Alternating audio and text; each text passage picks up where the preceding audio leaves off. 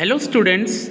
Welcome you all to our second session of our chapter number 15, that is Improvement in Food Resources. Students, in the previous session, we discussed regarding the nutrients and all the things which are required for the crop improvement. Okay, today let us discuss regarding manure and irrigation and various other topics. Okay, students. Our today's first topic is manure. Students, in the previous session, we have seen regarding the 16 nutrients which were necessary for the proper growth of the crops. Deficiency of those 16 nutrients affects the physiological processes in the plant, including reproduction, growth, and susceptibility to diseases. To increase the yield, the soil can be enriched by supplying those 16 nutrients in the form of manure and fertilizers. So, in order for the proper growth of the plant, some nutrients are to be added in the soil in the form of what? Manure and fertilizers.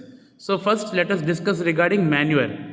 How is the manure prepared? Manure is prepared by the decomposition of plant and animal waste. Plants and animal wastes are collected and it is decomposed. Decompose करना मतलब सड़ाना, उसको सड़ाते हैं, है ना, to get manure. It is natural fertilizer. It contains organic matter and nutrients. It helps to increase soil fertility. On adding manure to the soil fertility increases. It also helps to reduce use of fertilizers and recycle the farm waste and protects the environment. By the use of manure, all the farm waste, farm के अंदर क्या waste होते हैं? सारे घास फूस, है ना, जो एनिमल की जो काउडंग्स सब होते हैं, this are all used in the preparation of manure. तो फार्म का पूरा वेस्ट क्या हो गया? रिसाइकल हो गया. ऊपर से हमको आर्टिफिशियल फर्टिलाइजर डालने की ज़रूरत नहीं पड़ती है जिसमें हार्मफुल केमिकल्स होते हैं. So in this way we can protect the environment also. Now there are two types of manure, mainly two types of manure. First is compost manure and second is green manure. Okay, let us discuss regarding compost and vermicompost manure. तो compost manure कैसे बनता है? It is prepared by the decomposition of plant and animal waste in compost pits. Pits मतलब क्या? खड्डे, बड़े बड़े खड्डे बनाए जाते हैं और उसमें सारा प्लांट और एनिमल वेस्ट डाला जाता है और उनको 1-2 महीने रखा जाता है टू डिकम्पोज, सड़ने के लिए. After that it is converted into manure, that is called compost manure. Okay, once again let me explain it. The process in which farm waste materials like livestock excreta, cow dung, and vegetable waste, animal refuse, domestic waste, sewage waste, straw, eradicated weeds, etc., they are all decomposed in large deep pits. This is called composting. Okay, the compost manure is rich in organic matter and nutrients. Okay students, now if this compost manure is prepared by using earthworms, अगर इस compost manure के preparation के time पे अगर आप earthworms use करते हो, okay, then it is called vermi compost manure. What is it called? Vermi compost manure, which is very rich. Such type of manure is very rich in organic matter and nutrients, and the soil fertility increases by the use of vermicompost manure. Okay, then comes green manure. Green manure means what? Before sowing seeds in field, some green plants like sun hemp, gore, etc. are mixed in the soil by plowing. क्या करते हैं students? Before the taking the main crop, हमारा main फसल grow करने से पहले हम लोग क्या करते हैं? उसी फील्ड में छोटा मोटा कोई ग्रास जैसा या ऐसा कोई भी है ना क्रॉप ग्रो करते हैं, और जैसे ही वो थोड़े थोड़े ग्रो होते हैं ना, थोड़ा थोड़ा हरियाली जैसा ग्रो होता है, उसको फिर से प्लाव चला देते हैं, उस पर क्रश कर देते हैं. उसको क्रश करके वो सॉइल में मिक्स हो जाता है पूरा ग्रीन वाला, है ना. और after few days that green plants convert into what? Green manure. Okay, which help in enriching the soil with nutrients like what? Nitrogen and phosphorus. These green plants जिसको हमने क्रश कर दिया, ग्रास जैसे सन hemp पे, गौर, ये सारे हैं, okay, वो मैन्योर की तरह काम करते हैं आगे जाके. So it is called green manure. Okay, so these are all natural things. It can be added in the field in any amount and they don't create any type of pollution or damage to the environment. Okay, now comes fertilizers.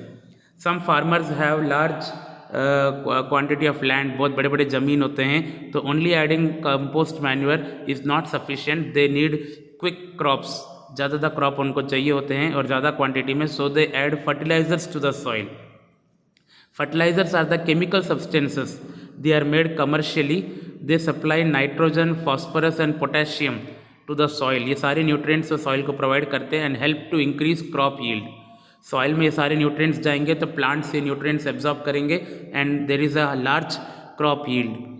Fertilisers should be added only in required amount, है ना. Why? Because fertilisers are made up of chemicals. अगर ये ज़्यादा quantity में use होंगे तो soil की fertility increase होने की जगह डिक्रीज हो जाएगी. The soil will become barren if you continuously use large quantity of fertilizers. Excessive use of fertilizers can reduce soil fertility and also cause water pollution. Okay, water pollution भी होता है इस fertilizers के कारण. So they should be used in an optimum quantity for getting a proper crop yield. Okay students, nowadays you can see organic farming is also there.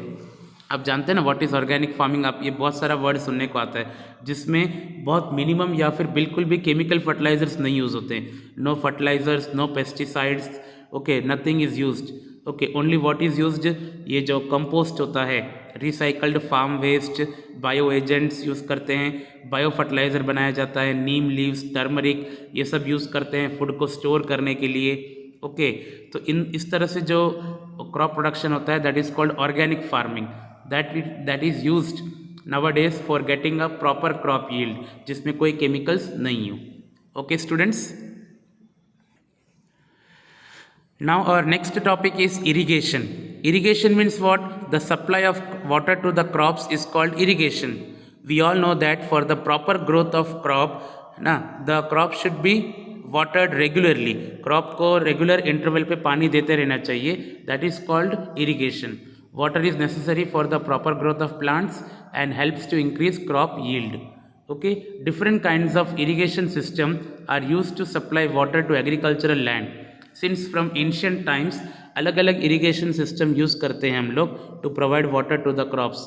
Okay, they are wells, canals, river lift system, then tanks, check dams etcetera. Dams और check dams ये सारे हैं. Okay, they provide water to the crops. तो wells में से कैसा होता है? There are two types of wells called dug wells and tube wells. Okay, in dug wells water is collected from water bearing strata. In tube wells water is collected from deeper strata. Strata मतलब layer of water. जब हम अर्थ को डग करते करते करते जाते हैं तो हमको एक लेयर आता है जहाँ पर हमको पानी मिल जाता है. वो डग वेल्स होते हैं, कुआं जो खोद के. लेकिन वो उस लेयर से भी अगर आप और अंदर तक जाओगे, आपको बहुत सारा पानी चाहिए, तो उसको हम बोलते हैं ट्यूब वेल्स. वो बहुत अंदर तक होते हैं, in the deeper strata. Strata means layer of water. Then comes canals. Okay, in this system canals receive water from reservoirs और rivers and distribute it to the field. मतलब जहाँ पे भी नदियाँ होती है या फिर बहुत सारा पानी होता है वहाँ से पूरा ऐसे लाइन की तरह खोद दिया जाता है. ओके, कैनाल्स बना दिए जाते हैं और इस कैनाल के थ्रू पूरा वाटर फ्लो करके फील्ड तक आ जाता है. That is called canals. Then river lift system means in this system water is lifted from rivers to irrigate fields close to the rivers. Those fields which are very close to the rivers, ऐसे fields जो river के बहुत पास में हैं, है ना, वहाँ पे हम क्या करते हैं, रिवर का पानी उठा के पूरा फील्ड में ले लेते हैं. That is called river lift system. Then comes tanks. These are the small storage reservoirs which supply water to the fields. हर जगह जगह पे छोटे छोटे हम लोग है ना रिजर्वायर बनाते हैं. कई बार खड्डा बना के हम लोग रखते हैं, ऐसे टैंक बना के रखते हैं जिसमें जब बारिश का पानी आता है तो उसको स्टोर करके रखते हैं ताकि वो पानी हम लोग क्या कर सके, आगे फील्ड में दे सके. तो that is called tanks. Then comes check dams. Dams and check dams, these are use to stop rain water from flowing away. Students, हमको रेनी सीजन में बहुत सारा वाटर मिलता है. Okay, but we cannot store that water. तो by creating check dams we can store rain water, है ना, and that rain water also helps to increase the ground water level also. Okay, and it also reduces the soil erosion. Okay, so check dam बनाने से क्या होता है, वो पानी को हम स्टोर कर सकते हैं and in future it can be given to the crops. So these are the various methods of irrigation. Irrigation means what? Supply of water to the crops. Okay students. Now comes the next topic, that is cropping patterns. In order to get the maximum benefit, different ways of growing crops are used. Okay, this includes mixed cropping, intercropping and crop rotation. So let us see mixed cropping. The first cropping pattern is mixed cropping. Mixed cropping means what? Growing two or more crops simultaneously in the same field. एक ही field में दो या दो से ज़्यादा crops grow करना. Okay जैसे wheat और ग्राम को ग्रो करते साथ में, या वीट एंड मस्टर्ड, या groundnut and sunflower, these are all grown together, है ना. What is the main benefit of this mixed cropping? That अगर हमने दो तीन क्रॉप्स अगर साथ में ग्रो किए तो even if one crop fails the other crop grows and we don't have much risk. वो अदर क्रॉप को बेच के फार्मर अपना प्रॉफिट कमा लेगा. So this reduces the risk even if one crop fails. Okay then comes intercropping. Intercropping भी mixed cropping की तरह है, बट इंटर क्रॉपिंग में क्या होता है? टू और मोर क्रॉप्स ग्रो करते हैं in the same field in the alternate rows. इसमें रोज होते हैं. एक रो में जैसे मेज ग्रो किया तो उसके बाजू वाले रो में सोयाबीन, फिर से मेज, फिर से सोयाबीन, फिर मेज, फिर soybean. In a particular rows it is grown. Okay mixed cropping में तो जैसे तैसे ग्रो कर देते हैं, लेकिन इंटर क्रॉपिंग में क्या होता है? एक एक रो में ग्रो करते हैं. एक रो में मेज तो दूसरे रो में सोयाबीन, फिर मेज, फिर soybean. In the similarly millet and cowpea etcetera are grown. Crops with different nutrient requirements are selected. This helps in better use of nutrients and prevents spreading of diseases to all the plants of the same crop. Okay इसमें intercropping में क्या ध्यान दिया जाता है कि जैसे एक क्रॉप को ज़्यादा नाइट्रोजन चाहिए होता है तो हम लोग उसके बाजू में दूसरा ऐसा क्रॉप डालते हैं जिससे वो क्या हो जाए, कोई और न्यूट्रिएंट वो सॉइल में से ले. इस तरह से सॉइल में से क्या होता है, सारे न्यूट्रिएंट्स यूज हो जाते हैं. ओके तो this is the benefit of intercropping. Then comes crop rotation. Crop rotation क्यों करना चाहिए? See if we go on growing same type of crop from the field. जैसे इस बार मैंने राइस ग्रो किया, next time also I will grow rice, then again rice, then again rice. If I am going to grow same type of crop continuously from the soil, okay what will happen? The soil will be deficient of that nutrients which are absorbed by that crop, है ना. उस crop ने जो nutrient absorb करना होता है वो सारा वो सॉइल में से एब्जॉर्ब कर लेता है and the soil will become infertile. Okay उसकी फर्टिलिटी खत्म हो जाएगी. ओके तो इसके कारण हमारे सॉइल को फर्टाइल रखने के लिए हम सॉइल रोटेशन, क्रॉप रोटेशन करते हैं. Crop rotation means if once you are growing any cereal crop, है ना, जैसे राइस या वीट मैंने ग्रो किया तो उसके बाद हम क्या करेंगे, कोई भी लेग्यूमिनस क्रॉप ग्रो करेंगे. लेग्यूमिनस मतलब सारे दाल वाले crops. Okay and we all know that leguminous plants contains rhizobium bacteria in their roots. उनके रूट्स में राइजोबियम बैक्टीरिया होता है जो नाइट्रोजन को फिक्स कर देता है सॉइल में. ओके सो एक बार हमने सीरियल ग्रो किया तो नेक्स्ट टाइम पल्सेस ग्रो करेंगे यानी लेग्यूमिनस क्रॉप्स. उसके बाद वापस से सीरियल्स, फिर वापस से पल्सेस, फिर एक बार वेजिटेबल्स ग्रो करो. In this way by doing crop rotation we can take 2 or 3 crops in a year and it is more profitable also and the soil fertility also increases. So crop rotation is the best method. Okay students, now comes the topic crop protection management. What do you mean by crop protection management? एक बार हमने crops तो grow कर दिया, उसको cultivate कर दिया, उसको प्रोटेक्ट कैसे करें? तो crops in the field are damaged by the weeds, insect pests and diseases. Crops को डैमेज कौन कौन करता है फील्ड में? Weeds, insects, pests and diseases. तो let us discuss about all these 3. First of all weeds. Weeds means what? Weeds are the unwanted plants which grow in the field along with our main crop.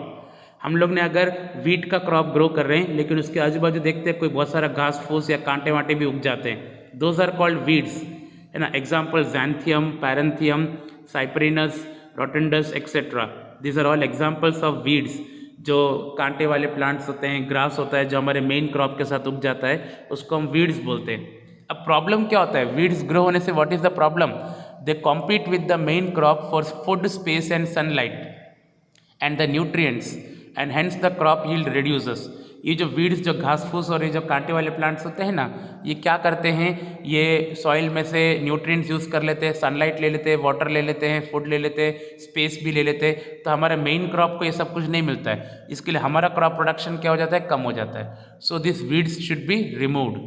Are you getting? तो ये give reason आता है what are weeds, why they should be removed. Okay then comes insect pests. We all know that when the crops are present in the field, so many insects damage the crops. Insect pests cause damage to the roots, stems and leaves. Even they suck the cell sap and bore into the stems and fruits, stem and fruit के अंदर तक चले जाते हैं। Okay और crops के अंदर diseases फैला देते हैं जिसके कारण क्रॉप प्रोडक्शन बहुत कम हो जाता है। Okay diseases in the plants are caused by pathogens like virus, bacteria and fungi, and hence they reduces the crop production. Now weeds, insect pests and diseases can be controlled. How can they be controlled? By using the chemicals like weedicides, pesticides, fungicides etc. ये जो weedicides है, pesticides है, fungicides है, chemicals है, crops के ऊपर अगर इनको छांटेंगे ना तो क्रॉप का प्रोटेक्शन होता रहेगा। ओके क्रॉप्स में डिजीज़ नहीं होंगे, उनको इंसेक्ट्स खाएंगे नहीं, वीड्स ग्रो नहीं होंगे। Okay they are spread on the crops और used for treating seeds and soil. Since these chemicals are poisonous, they are very poisonous, their excessive use of these chemicals can cause environmental pollution. Even ये food grains में और food में आ जाएगा और हम लोग इनको खा के हमारे बॉडी में भी ये केमिकल्स आ जाएंगे। So they are very harmful to the environment. Now come storage of grains. Once you do the cultivation, हमारे पास ग्रेन्स आ गए, अब ग्रेन्स को स्टोर कैसे करें, क्योंकि ग्रेन्स को डैमेज करने के लिए भी बहुत सारे फैक्टर्स होते हैं। The factors responsible for the damage and loss of grains are biotic factors. इसमें बायोटिक भी है और अबायोटिक फैक्टर्स भी है, लिविंग और नॉन लिविंग फैक्टर्स। तो लिविंग फैक्टर्स क्या है?